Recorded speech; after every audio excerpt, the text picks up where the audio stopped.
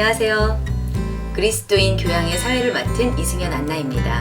한국의 가톨릭이 전해온 지는 230년이 지나서 550만에 가까운 가톨릭 신자분들이 신앙생활을 지켜가고 있는데요. 하지만 지금의 가톨릭 교회가 그 역사만큼이나 신앙적 성숙을 이루었나는 저희가 한 번쯤 반문해 봐야 될 시간이 필요할 것 같습니다.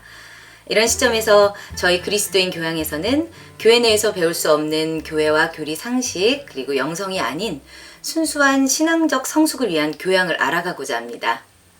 자, 옆에 한림성서연구소의 주원준 박사님 나와 계신데요. 안녕하세요, 박사님. 안녕하세요. 한림성서연구소의 주원준 토마스입니다. 반갑습니다, 박사님. 예, 반갑습니다.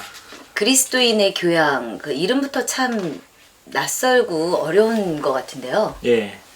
제가 좀 제목을 정하는데 조금 이제 생각을 많이 해봤는데요. 좀 어려운 내용이 될 수도 있는데 좀 쉽게 설명을 드리기 위해서 제가 이야기를 짤막한 걸 하나 준비해 봤습니다. 어느 나라에 큰 마을이 있었습니다. 이 마을에 어느 날 몇몇의 가정에 그 마을에 없던 새로운 믿음을 받아들였습니다. 이웃들은 대부분 아직 그 믿음을 들어보지도 못했습니다. 낯선 신념, 낯선 생활 방식이었기 때문입니다. 새 믿음을 받아들인 소수의 가정을 이웃들은 이해할 수가 없었습니다.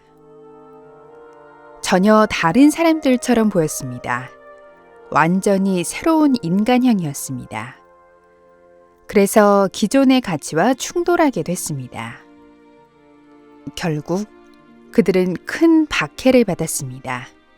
꽤 오랜 시간을요.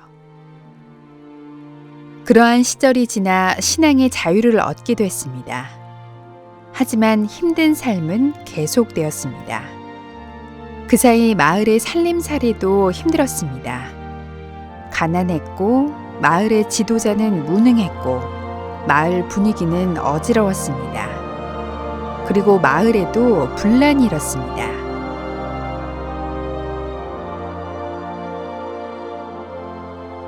아직까지는 새로운 믿음이 있는 가정이 소수였습니다. 믿음을 유지하기란 여간 어려운 것이 아니었습니다. 마을이 발전함에 따라 믿음도 따라서 성장하고 있었습니다. 어느 시점이 지나자 더 이상 새로운 믿음은 소수의 믿음이 아니었습니다. 오히려 넉넉한 집안에 속했습니다. 그런데 이렇게 살림살이도 늘어나고 집도 커지고 식구도 늘고 영향력도 증진되었는데 그것과 관련된 문화, 정신, 자세, 기풍, 실천 등은 풍부하다고 할 수 없었습니다. 정신적이고 실천적 내용, 내면의 깊이와 실천의 깊이가 빈곤했습니다. 한마디로 교양이 없었습니다.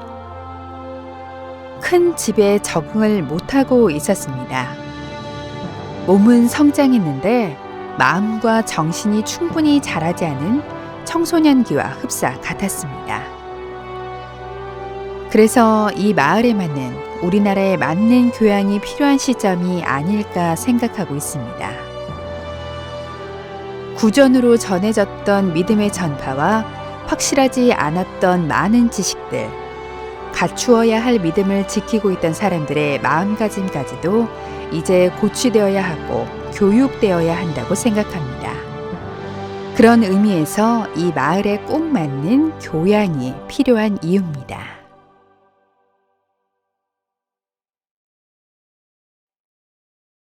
우리나라 한국 가톨릭을 제가 한 사람의 가족으로 비유해 보면요. 231년 전에 우리 마을의 한 가족이 이제 새로운 신앙을 받아들인 것이죠.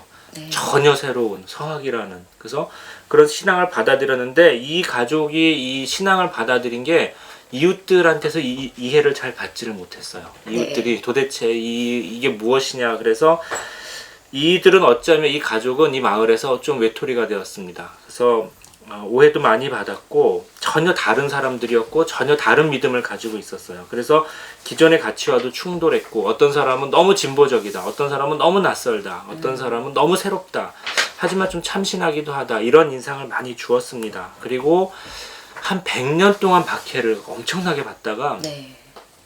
이제 신앙의 자유를 얻었는데, 신앙의 자유를 얻고도 굉장히 힘들었어요. 식민지를 겪었고 한국 전쟁을 겪고, 그래서 제대로 우리가 신앙생활을 할 수 없었는데 1960년대 이후에는 이제 나라가 조금 경제적으로도 발전하고 하면서 개신교와 같이 한국 가톨릭이 많이 이제 발전을 했죠. 그래서 방금 말씀해 주신 것처럼 550만 명이나 되는 엄청난 이제 인구가 되었고, 사실은 건물도 이제 굉장히 많고 성당을 보기가 쉬워요. 그리고 뭐 성모병원이라든지 이런 병원도 많고 학교도 많고. 그런데 이 가족이 그러니까 굉장히 오해를 받던 조그만 가족이 이제는 그 집에서 조금 어느 정도 사는 집안이 된 거예요. 집도 네. 커지고 가족 수도 많이 늘어났고 이제 일가도 많이 늘어났는데, 어떻게 보면은 이제 저만 아니라 다른 신학자들도 많이 이제 지적을 하고 계시는 건데, 몸은 늘었는데 그 정신적인 어떤 실천적인 내용은 좀 아직 좀 빈곤하게 보입니다.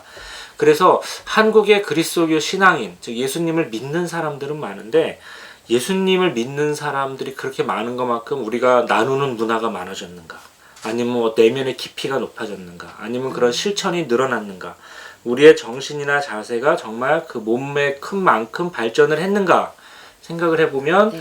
좀 고개를 갸우뚱하는 분들이 아직도 많이 계십니다. 그래서 제가 2013년 정도부터 사실은 우리한테 교리와 어떤 영성 외에 우리가 좀 이렇게 사회와 우리의 세상을 좀 알아가는 교양이 좀 필요합니다. 이제 우리도 한국 사회에서 좀 책임 있는 어떤 교회가 되어야 합니다. 이런 얘기를 좀 하고 있어요. 그래서 조그만 논문도 썼고 책도 좀 쓰고 강연도 하고 그러고 있는데, 제가 아직 그리스도교 교양이 무엇인지에 대해서는 아직은 확실한 어떤 책을 쓴 적이 없고요. 내용도 확실하지 않은데 마침 아이꼴배 TV에서 좋은 기회를 주셔가지고 제가 이제 생각은 아직 여물지 않았지만, 그 또 교양이 뭐 저 혼자 하는 일도 아니고 같이 해야 되니까 네. 이제 같이 한번 해보자 하는 의미에서 이렇게 나오게 되었습니다. 그래서 같이 한번 고민하신다는 의미로 같이 좀 봐주시면 좋지 않을까 합니다. 아, 네, 그렇군요. 그래도 아직 좀 확 다가오지는 않는데요. 예. 박사님이 생각하시는 한국 그리스도 교양에 대해서 예. 좀 간단하게 정의를 내려주신다면? 예, 제가 어떻게 얘기를 할까 생각을 어젯밤에 많이 했는데요.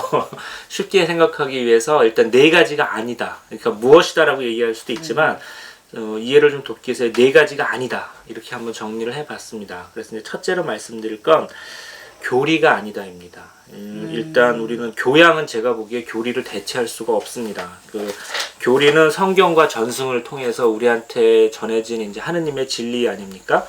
저는 이 교양만 배우고 교리는 안 배워도 됩니다. 이렇게 하면 전 잘못된 것 같고요. 하지만 교리를 잘 우리가 이해하고 실천하기 위해서 알아야 될 좀 지식들도 있고 실천이 있어요. 그래서 그것이, 즉 교리를 살고 이해하는데 도움이 되는 실천과 지식은 교양이라고 부를 수 있을 것이다.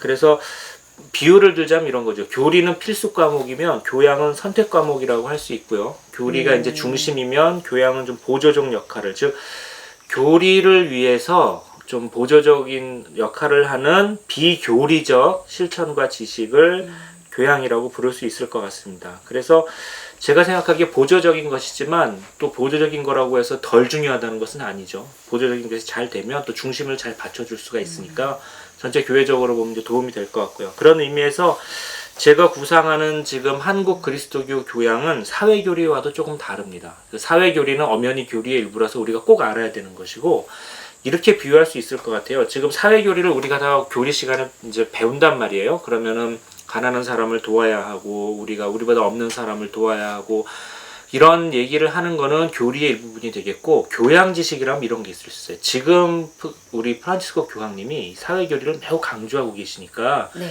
신자로서 한 번 더 관심을 가져야 된다.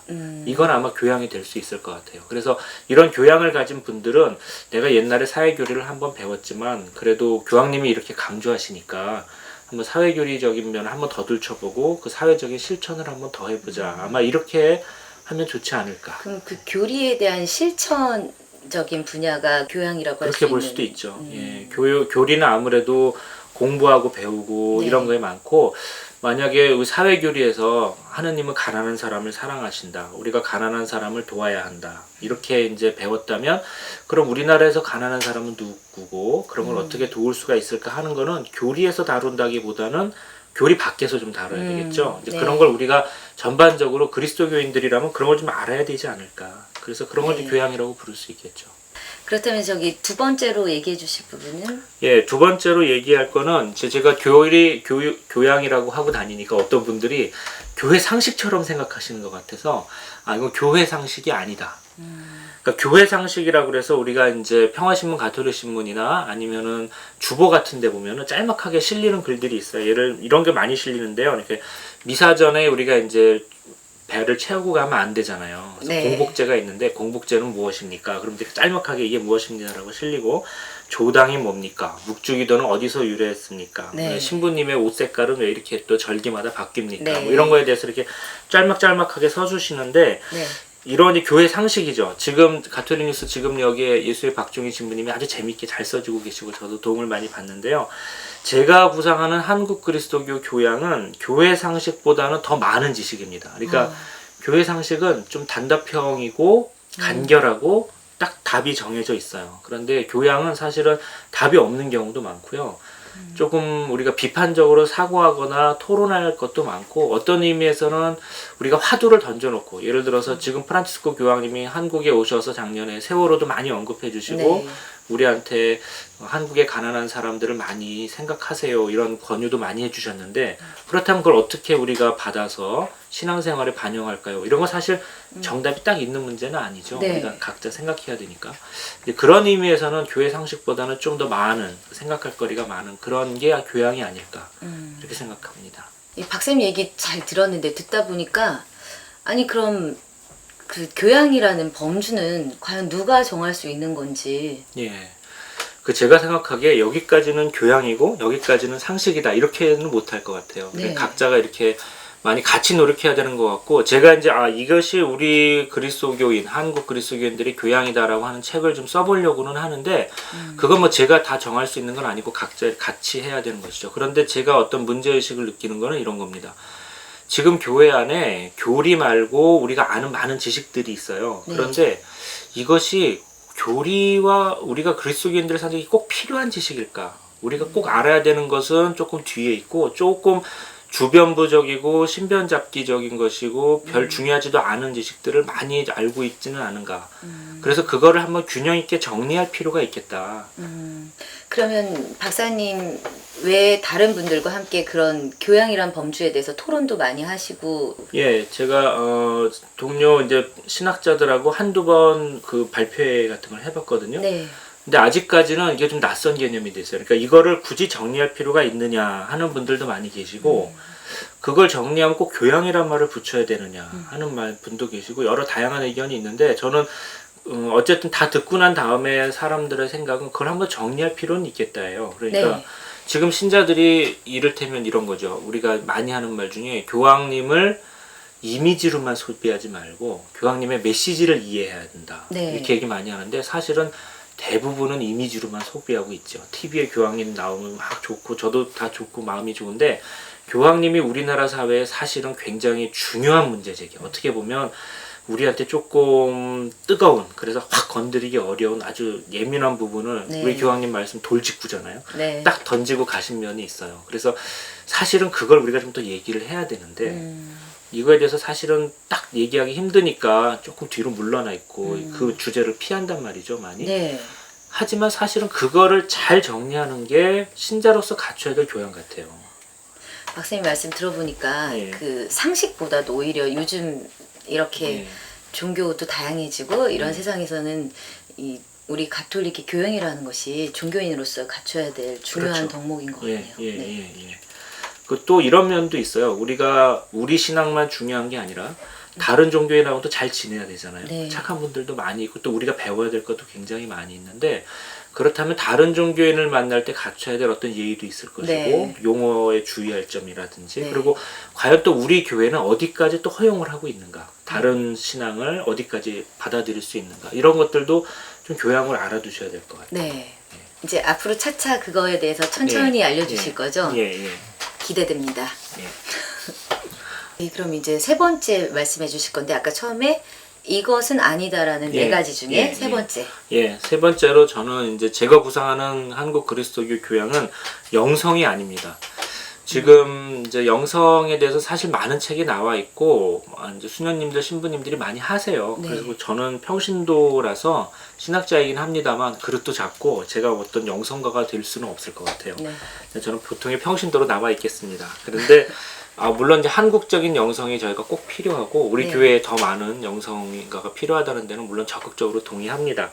근데 제가 구상하는 한국 그리스도교 교양은 조금 영역이 영성하고는 달라요. 이를테면 교양은 자유로운 토론, 자유로운 비판, 그리고 또 인격적이고 사회적인 실천, 이거를 다 포함하는 개념이에요. 네. 그러니까 영성이라고 하면은 아무래도 하느님과 나와의 관계. 네. 그래서 내가 내 마음이 정말 내 몸이 하느님을 향하고 있는가 이런 거에 집중하기 쉬운데 저는 그것보다는 조금 더 자유롭게 모든 이야기를 다 사회적인 문제도 마찬가지고 다 털어놓고 얘기할 수 있는 거를 생각하기 때문에 그리고 사실은 영성은 많이들 하고 계셔서 네. 저까지 나서서 이렇게 뭐 할 생각은 별로 없고요. 하여튼 그런 의미에서 영성은 아니다가 이제 세 번째가 되겠습니다. 네. 예. 그렇다면 네 번째는요? 네 번째는 이제 이게 단순히 지식 전달하는 강연만은 아니다라는 걸 말씀드리고 싶은데요. 교양 그러면 이제 흔히 말씀하시는 대학의 교양 수업이나 아니면 요즘 많이 하는 인문학 강좌 네. 이런 걸 생각하기가 쉬운데 저는 이제 그런 것에 국한시키고 싶지는 않습니다. 원래 우리 신앙이란 게 그 내면과 우리 외면적 실천이 하나가 되는 거잖아요. 마음으로만 믿어가지고는 우리가 좋은 신앙인이 될 수 없고 실천하고 같이 가야 되는 것인데 저는 그래서 한국 그리스도교 교양은 우리가 많이 어떤 지식을 알고 책을 많이 읽는 것에서 그치지 않고 같이 실천하는 것이 같이 가야 된다. 네. 이렇게 생각을 합니다. 목사님 설명 잘 들었습니다. 지금까지 저희는 그 단순하게 교리와 영성, 교회 상식만을 믿어왔던 게 아닌가 하는 생각이 드는데요. 뭐 그렇다면 저희는 수동적이고 일방적인 신앙생활을 하지 않았었나 하는 생각을 해봅니다.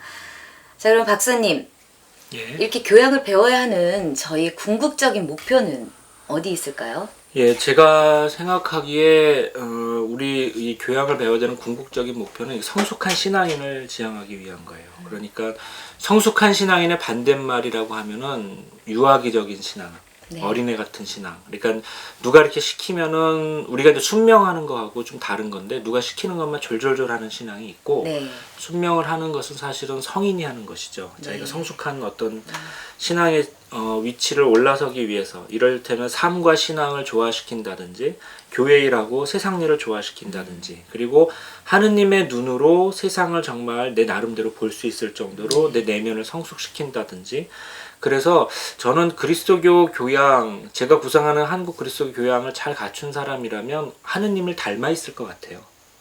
그 교양 있는 사람 정말 하느님에 가까이 다가갈 수 있을 것 같고 그리고 그리스도교 교양은 이런 의미에서는 어떤 새로운 것이라기보다는 자기 신앙을 그냥 성숙하게 하는데 도움이 되는 그런 것이라고 하겠죠. 그래서 그냥 가만히 앉아서 책으로만은 알 수 없고 실천과 믿음을 같이 이렇게 하는 사람이 얻을 수 있는. 그래서 제가 2009년에 이제 독일에서 빈터 야우흐라는 사람이 말해서 이제 유명해진 말인데 교양은 다운로드 받을 수 없다. 네. 그냥 다운로드 클릭해서 되는 게 아니라 스스로 좀 노력해서 얻어지는 것이다. 네. 생각합니다. 예. 네, 박사님 오늘 첫 시간인데도 제가 지금까지 생각해오지 못한 부분들 많이 지적해 주셔서요. 정말 오늘 하루인데도 되게 많은 걸 배운 느낌이 듭니다. 감사합니다. 예. 다음 시간부터 더 많은, 더 좋은 내용 기대하고 있을게요. 예, 감사합니다. 오늘은 제가 간단하게 왜 이제 교양이 필요하고 교양이 무엇인가 뭐 간단하게 말씀드렸는데요. 아직 좀 제가 완성되진 않았지만 다음 시간부터는 그 교양의 내용에 대해 가지고 조금 더 이야기를 해보겠습니다. 그러니까 신자 여러분들도 함께 이렇게 고민하는 마음으로 들어주시면 감사하겠습니다. 네, 감사합니다. 감사합니다.